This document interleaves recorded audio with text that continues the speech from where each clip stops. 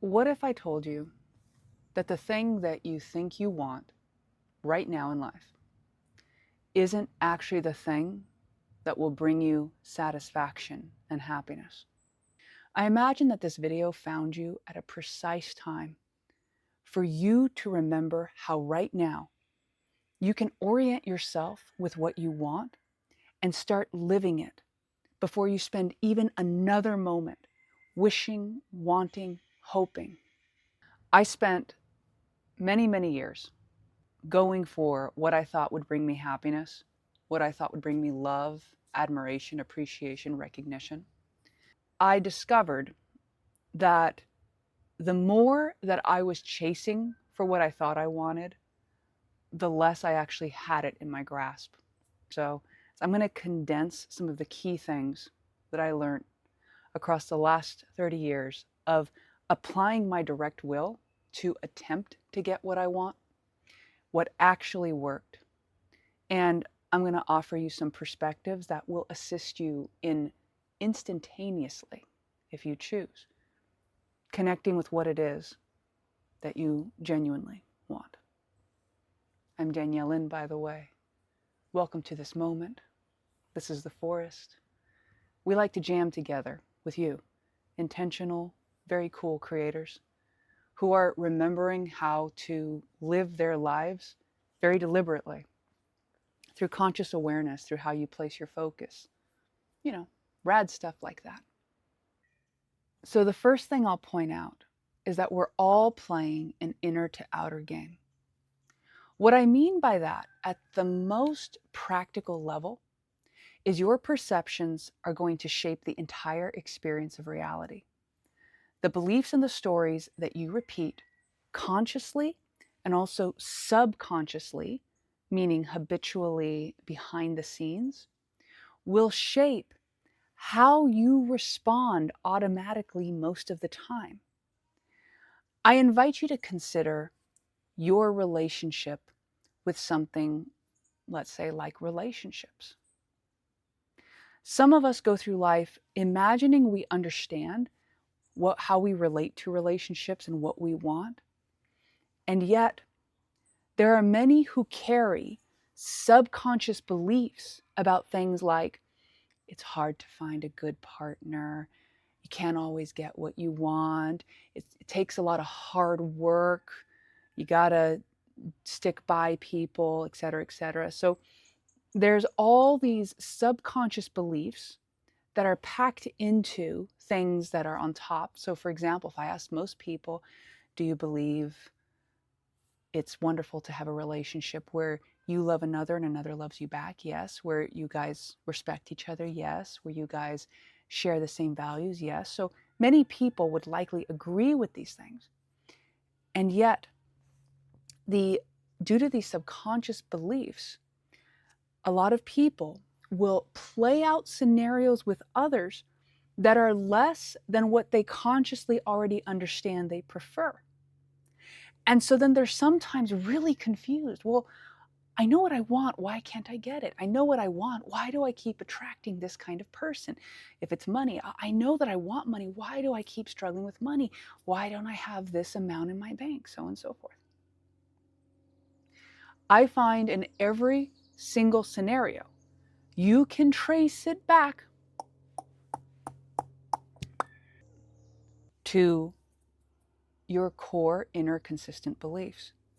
And the thing is, subconscious beliefs are like habitual beliefs, and they can be very insidious in the fact that when you consider a subconscious belief, a lot of times it's programmed in as a presupposition. In other words, it actually presupposes itself as fact. So it might be something like, well, I want to connect with someone I love, but women are picky, so therefore it's really hard to find love. And see, what happened right there is you might pick that out and say, oh, the presupposition it's hard to find love. Well, actually, the presupposition is women are picky. There is a belief embedded in a belief that is carrying itself through. There is layers of belief going on there. And so whenever we have something that's being presented as fact, even by our subconscious, We have the ability to get curious. We have the ability to start going, is that true? Lovingly. Not because we're attacking the subconscious, but because we're so curious. See, the subconscious doesn't appreciate being attacked. It will hide and it will suppress more things and it will just get really clever about evading your gaze. But curiosity, imagine like a child. Imagine a child where you're like, well, what do you got there? And then the child runs, or even like, a dog, like, what do you got in your mouth? And they quickly go, and they like run off. But if you're like, hey, what you doing? What's that? A lot of times they'll bring the thing to you. And the subconscious is very similar in how it operates. So when you start developing a relationship where the subconscious understands it's not going to be attacked for what it's holding, it will start showing you things. And what this involves is a certain amount of inner resilience, because for some people, when you start to dredge up what the subconscious has, some people take it really personally. They go, oh my gosh, I'm thinking this about myself. I'm thinking that. Oh, no. No. But see, the thing is, if instead we celebrate that we're seeing all these things, not only do we develop a harmonious relationship with our subconscious, we're actually planting the seeds for the self-talk that reinforces an empowered inner psyche and an empowered external life. So then you start speaking to yourself this way. You're more likely to speak to yourself that way even when you appear to, let's say, make a mistake or something appears to go wrong.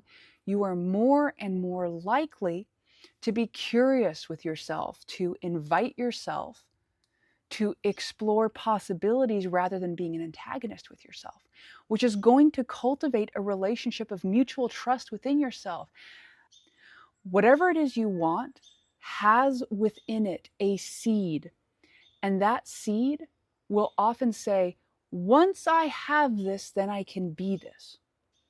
Every single want has that. It has that because until it's a have, then it appears to be external to you, and the only reason you would want something is because you believe on some level it will add something into you. So then the question becomes, beyond the story of this want, at the seed within, what does this seed promise to give me once I have it? And then once you identify that, the secret is, you give it to yourself now. You give yourself the seed of whatever it is you want right now.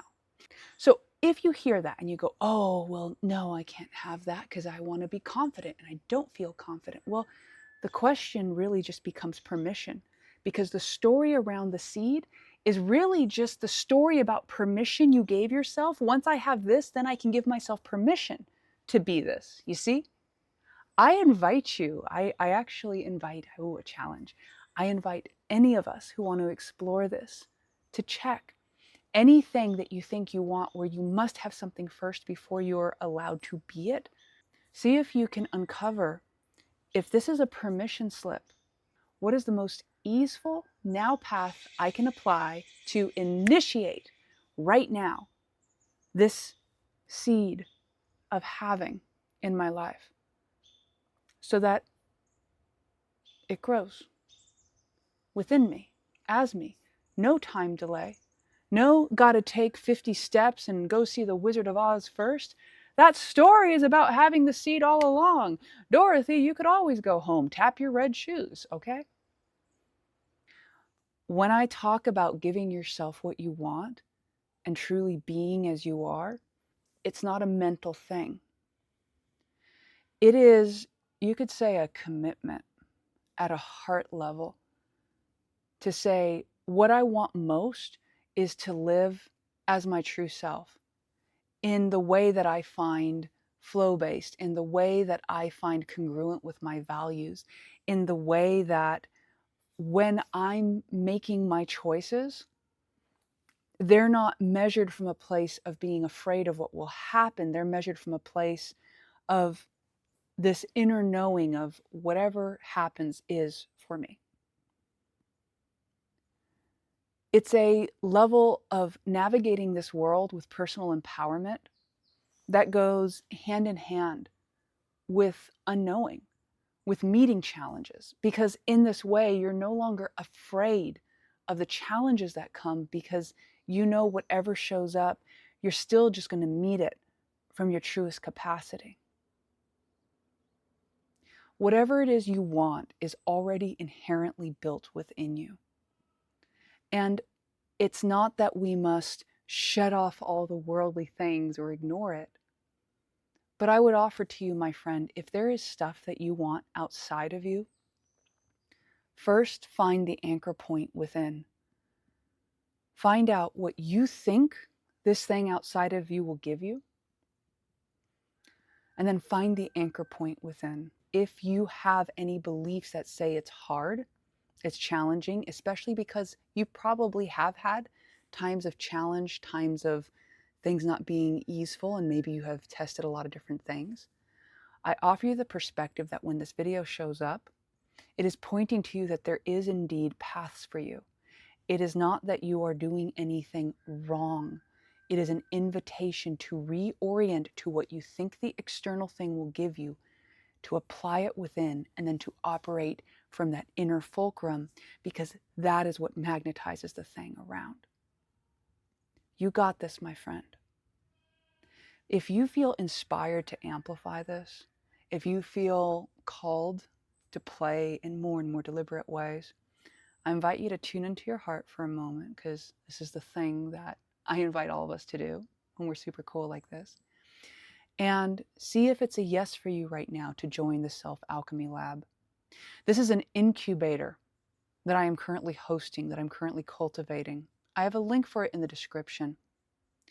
And it is a place that not only has tools and resources that will assist you in this process I just described, but it also has other super rad people such as yourself from various walks of life who are remembering to live more intentionally. And as I see more and more of us come together, I am seeing the vast potentials, the very cool things that are emerging in each of our individual lives, but also collectively together. Because from my perspective, this is a time to connect with those who resonate. Amplify your communication, first within, and then see where it harmonizes with you.